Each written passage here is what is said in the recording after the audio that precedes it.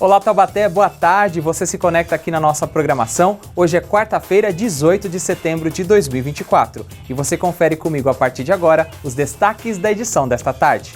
Hoje o programa será especial a respeito do Dia Nacional de Luta da Pessoa com Deficiência a ser celebrado em 21 de setembro. E o Boa Tarde Taubaté está começando agora.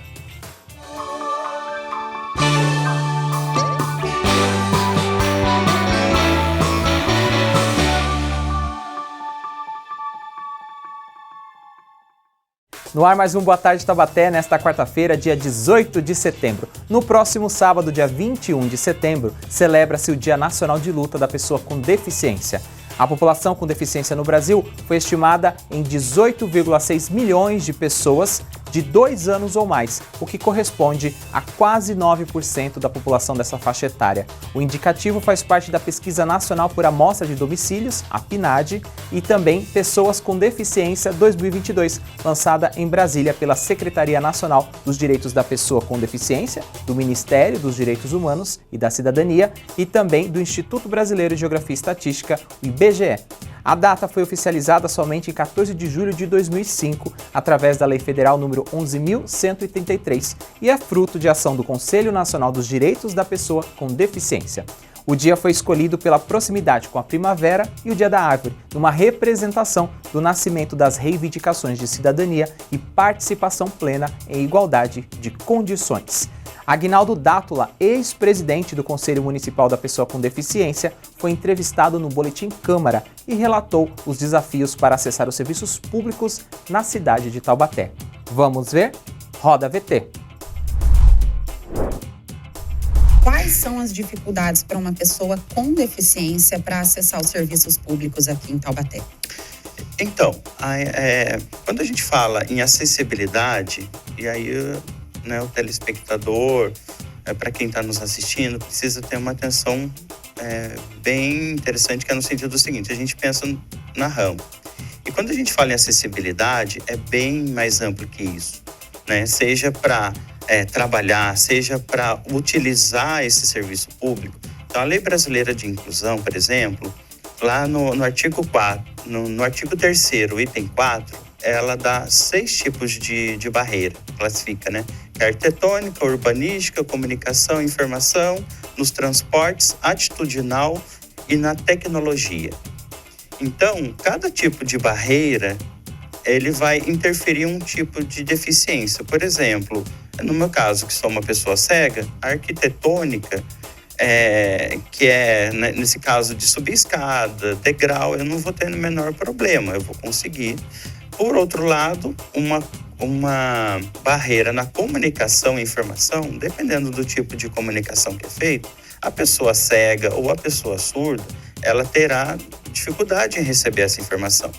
Então, nós temos aí, mais de 5 mil municípios no Brasil. Então, a atenção que os municípios precisam ter com acessibilidade é isso, porque não é só essa parte de acessibilidade arquitetônica e urbanística.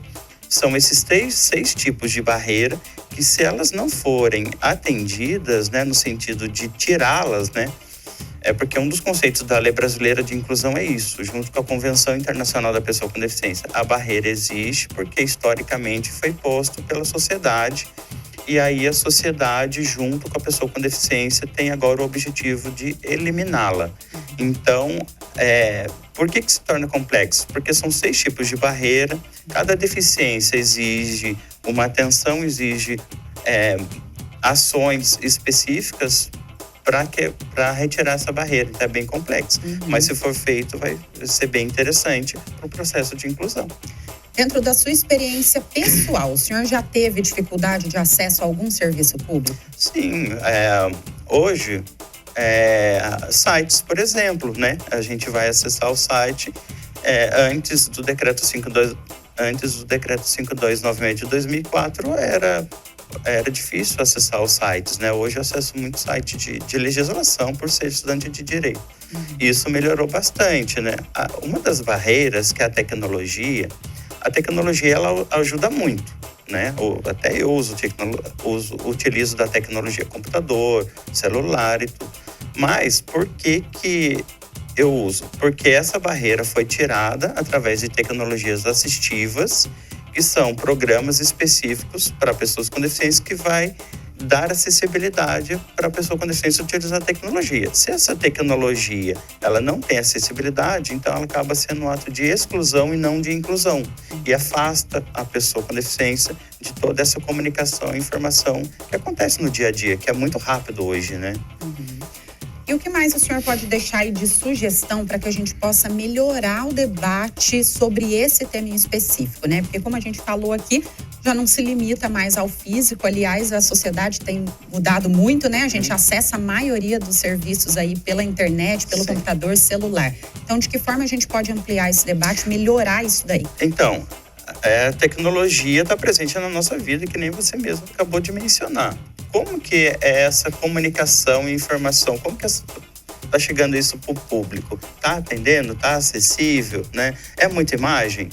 Porque se tiver muita imagem também, ou é muito áudio, né? Então, é preciso, porque daí muita imagem vai prejudicar a pessoa cega.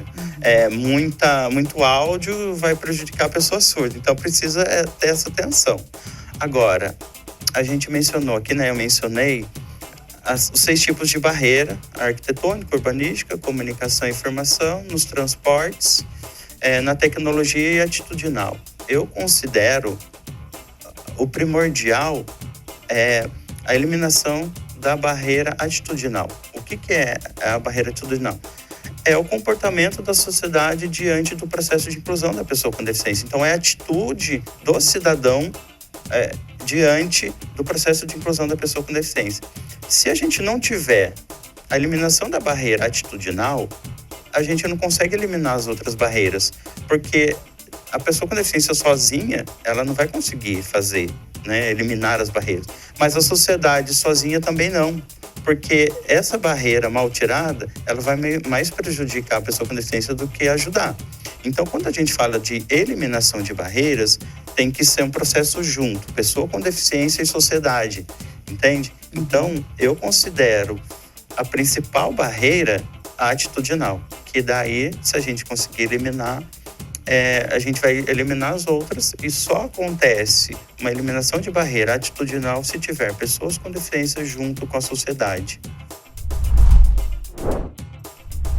Para uma pessoa com deficiência, a inclusão visa superar barreiras. Segundo a lei, barreira é qualquer entrave, obstáculo, atitude ou comportamento que limite ou impeça a participação social da pessoa, bem como a fruição e o exercício de seus direitos, a acessibilidade, a liberdade de movimento e de expressão, a comunicação, o acesso à informação, a compreensão e a circulação com segurança. Segundo a Lei Brasileira de Inclusão, conhecido como Estatuto da Pessoa com Deficiência, há vários tipos de barreiras. Eu vou trazer alguns exemplos para você aqui agora. As barreiras urbanísticas são aquelas existentes nas vias e nos espaços públicos e privados, abertos ao público e também de uso coletivo. Também há as barreiras chamadas de arquitetônicas, que são aquelas existentes nos edifícios públicos e privados. Ainda a pessoa com deficiência pode enfrentar barreiras nos transportes, como por exemplo aquelas que existem nos sistemas e meios de transportes. Ainda há barreiras na comunicação e na informação.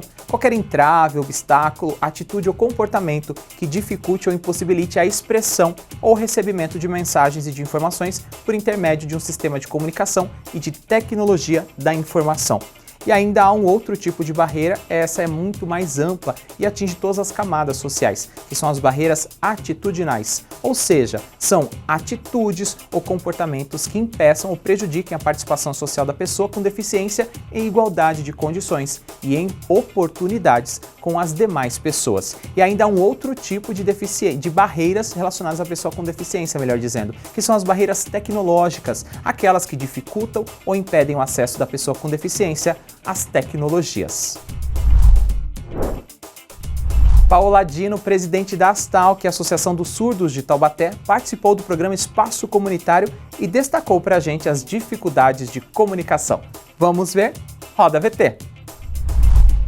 Aproximadamente 5% da população no país é composta por indivíduos surdos, sendo que parte deles utiliza a língua brasileira de sinais como meio de comunicação. No Brasil, mesmo com uma lei que determina o uso de Libras, as pessoas surdas ainda enfrentam muitas dificuldades no seu dia a dia. Essas dificuldades não afetam só a saúde, mas também pode mudar o modo como o surdo se relaciona, participa e ajuda na cidade. Isso mostra que é importante tratá-los de forma justa e incluí-los nas decisões e ações. Uma pessoa que não ouve enfrenta uma série de desafios todos os dias. Entre eles, um que se destaca é a dificuldade em se comunicar de forma eficaz e acessível. É o caso da Paola, que é surda desde pequena. Então, a minha história no passado, quando eu era bem pequena, tinha quase 5 dias, quase para completar 4 anos. A minha mãe tinha trabalho, falou comigo, troca de roupa e volta, chama a Paola. Eu não entendi nada. Eu pedi a vovó, chama a Paola, e eu não entendia. E minha mãe, me levou no médico, e o médico falou que eu era surdo. Ela explica que as dificuldades passam pelo fato que a população não entende Libras. Com isso, algumas atividades simples no dia a dia se tornam mais difíceis. As pessoas surdas não têm a comunicação. Exemplo, motorista de ônibus. O surdo pergunta, onde? Shopping? Passa? E o motorista olha, não entende, não sabe, falta comunicação. Então, eu queria muito que as pessoas aprendessem Libras, é muito importante. Qualquer pessoa, médico, sim, poderia aprender para melhorar. Apesar de tantos desafios, Paola finaliza com uma visão positiva. Então, eu sou uma pessoa mulher, forte, trabalhadora, não sou fraca não, tem igualdade. Eu só não sou ouvinte, mas eu olho, eu pego informação, né? Eu sou feliz também, eu sou presidente. Muito legal, né, a gente acompanhar esse VT aí mostrando essas ações aqui na nossa cidade. E a gente está falando desse mês que é um símbolo que tem uma cor, que é a cor verde. Por isso a gente celebra neste mês o Setembro Verde. A cor foi escolhida para representar o conceito de florescimento e frutificação dos direitos das pessoas com deficiência. O Boa Tarde Taubaté vai para um rápido intervalo e na sequência tem mais matérias sobre o dia de luta da pessoa com deficiência. Fique com a gente, conectado com a nossa programação. Boa Tarde Taubaté volta já já, não saia daí!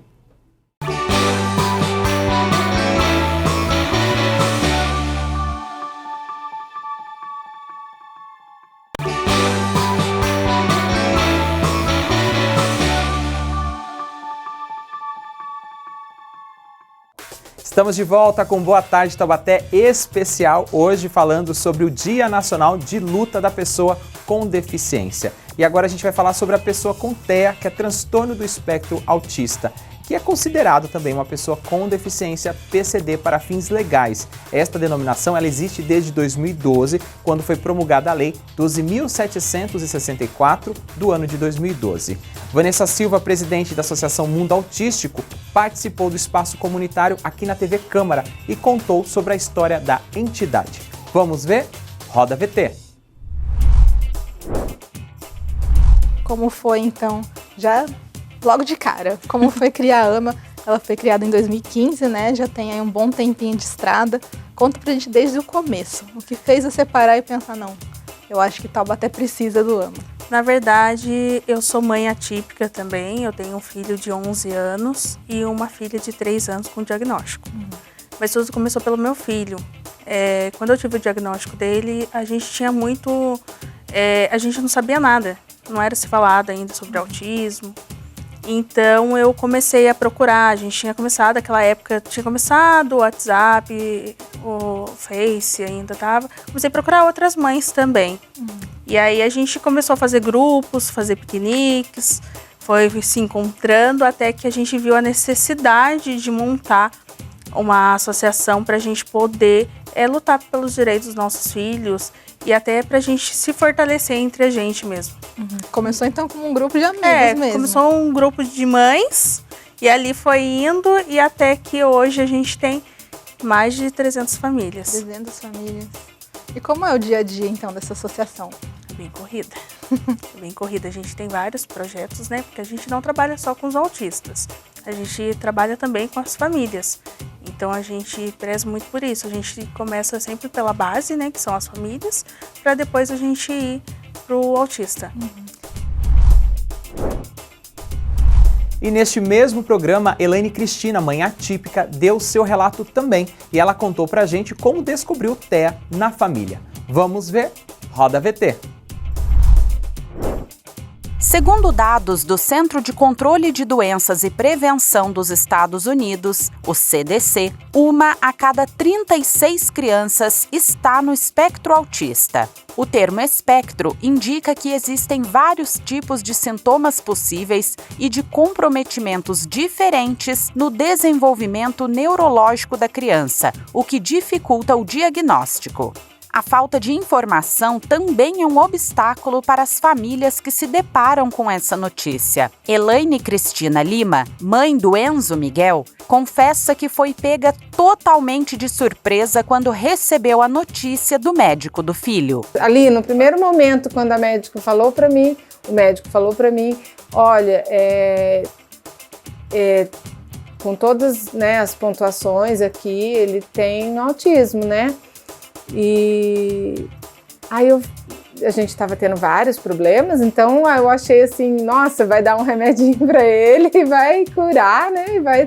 Esse foi o primeiro momento. Aí depois que eu vi que era mais complexo, que, né, não era bem assim. Daquilo foi a falta de informação, foi assim o mais difícil de lidar, né? Por isso que hoje ajudo a passar a informação para frente, a divulgar sobre o assunto, para outras pessoas saberem, para as outras pessoas também olhar com um olhar diferente para o meu filho também, assim, com mais amor, né, entender as questões. A busca por tratamento adequado, escola inclusiva, eventos acessíveis e até direitos básicos como transporte público gratuito foram alguns dos desafios enfrentados. Conhecer a Associação Mundo Autista fez toda a diferença para Elaine. Hoje, ela percebe que ter e ser uma rede de apoio é fundamental para que os autistas conquistem todos os espaços que eles desejarem ocupar.